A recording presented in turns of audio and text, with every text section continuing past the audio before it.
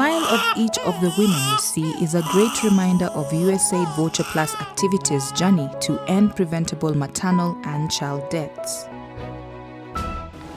We know that in Uganda, maternal and child health issues are ranking high, and we are not on a good page internationally as far as maternal mortality, neonatal and child mortality are concerned.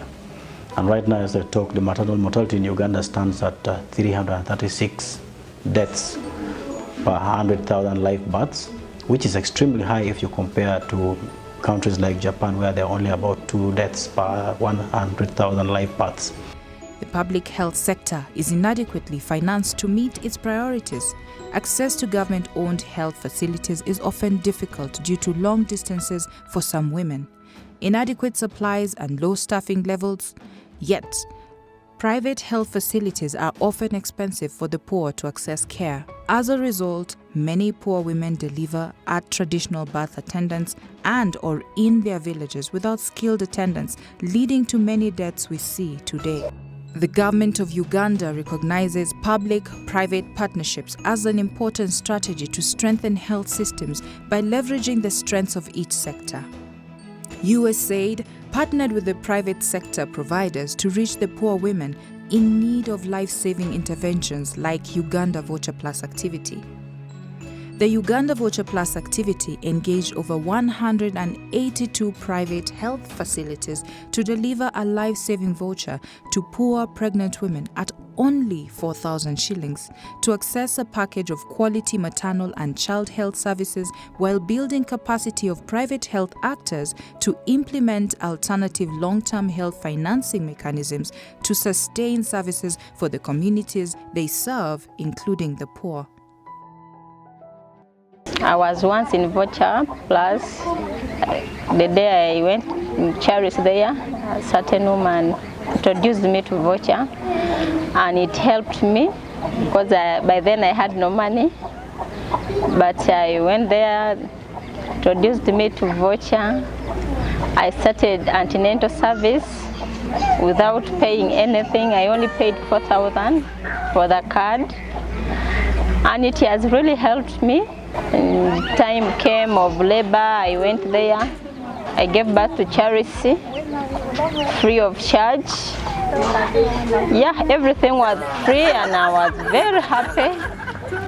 One of the over 196,000 women that accessed maternal health services, including a skilled birth using a voucher. When the program came in, we started experiencing a very, healthy switch in terms of, good relationship with the district. We started receiving a district team coming to give support supervision to the facility, together with the team from the USAID Uganda Voucher Plus activity, coming to do, continuous health education.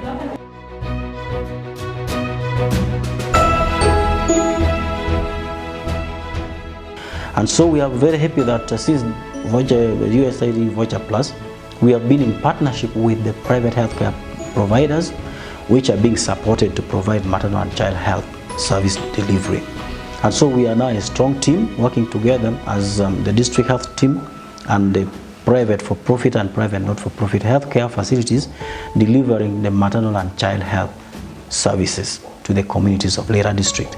In terms of building capacity, we have engaged public-private partnerships, strengthened that, made sure that it's functional, where we see a district working together with the private sector, ensuring, for instance, that there's an ambulance available at the private facility for emergency cases, where we have seen the districts supporting the private providers with emergency obstetric care training, where we've seen extend family planning commodities to private sector so that women can easily access a method of their choice, where these districts have also supported the private facility in increasing their skills in HIV prevention and also immunization. The time the voucher came, we were at 52% deliveries in the facility.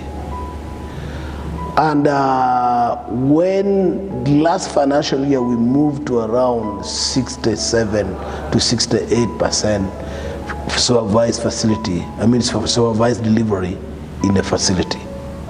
And this was the great impact that we registered with the Voucher Plus. When Voucher Plus project came in, they started reporting on MCH. All these other Voucher Plus projects and facilities started reporting on MCH. This greatly helped us to improve on our performances. As Voucher Plus scales down, district leaders are hopeful that the private facilities are prepared to transition to innovative and cost-effective ways to enable poor pregnant women to continue accessing care when the activity closes.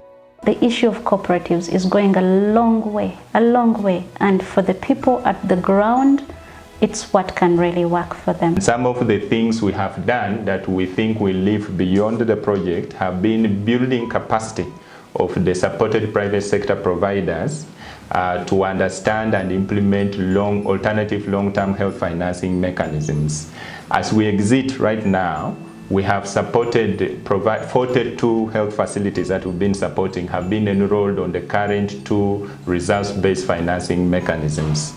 We have 37 facilities enrolled under the Uganda Reproductive Maternal Newborn Child Health Improvement Project, Ministry of Health, RBF project, and 5 other providers have been enrolled under the USAID-funded Enable RBF project in Acholi sub-region. We've also trained providers on cooperative health insurance scheme.